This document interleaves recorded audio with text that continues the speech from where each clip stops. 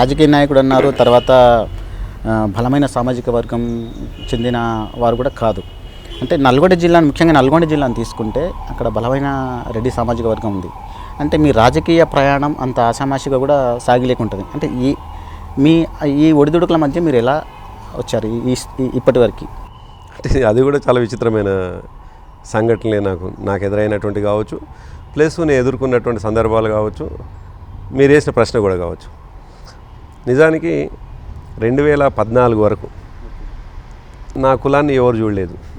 అసలు ప్రభాకర్ని కొందరు అగ్రకులాలు అనుకున్నారు, కొందరు దళితుడు అనుకున్నారు, కొందరు బీసీలు అనుకున్నారు. ఎవరికి వీలైతే వాళ్ళ కులంగా చూసారు నన్ను. అసలు కులం అనేది నన్ను ఎన్నడూ వెంటాడలే. నిజానికి కులం అనేటువంటిది నన్ను ప్రభావితం చేయలేదు, కులం నన్ను నష్టము చేయలేదు. అంటే రాజకీయంలో కులం ఎంత బలంగా శాసిస్తుందో, అవునన్నా కాదన్నా నేను అదే చెప్పబోతున్నాను. నిజానికి చాలామందికి కులం యాడ్ అవుతుంది, కులం అదనపు క్వాలిఫికేషన్ అవుతుంది. కానీ నాకు కేవలం పని విధానం మాత్రమే ఒక క్వాలిఫికేషన్ మిగిలింది. సో ఆ ప్రయాణంలో నేను కొనసాగుతూ ఉంటే, ప్రయాణం చేస్తూ ఉంటే, ఎక్కడ ఏ సందర్భంలో కూడా మీలాంటి మిత్రులు కావచ్చు, పార్టీలో ఉన్నటువంటి చాలామంది పెద్దలు కావచ్చు, మీది ఏ కులం అనేటువంటి సందర్భం రాలేదు ఎందుకు నాకు. ఓకే, నన్ను అందరూ కూడా ఎవరికి వాళ్ళు మా కులం అనుకుంటే మా కులం అనుకున్నారు. చాలా విచిత్రమైన సంఘటన. బహుశా అందుకే ఏ పార్టీ ఆ పార్టీ ఈ పార్టీ కాకుండా ఏ పార్టీ అన్నా కూడా కర్ణ ప్రభాకర్ అనగానే టక్కున గుర్తొస్తారు.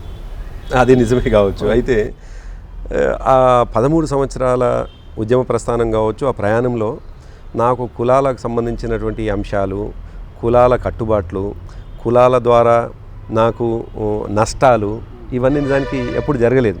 మీరు అన్నట్టుగా నల్గొండ జిల్లా అగ్ర కులాలు అనేటువంటి ఒక భావన ఉండొచ్చు, ఆ ప్రచారం బాగా జరిగి ఉండొచ్చు. కానీ నాకెందుకో అన్ని వర్గాలకు సంబంధించినటువంటి వాళ్ళు, ఇటు అగ్ర కులాలకు సంబంధించినటువంటి వాళ్ళు కావచ్చు, ఇటు దళిత కులాలకు సంబంధించినటువంటి సామాజిక వర్గాలకు సంబంధించిన వాళ్ళు కావచ్చు, నన్ను హక్కున చేర్చుకున్నారు.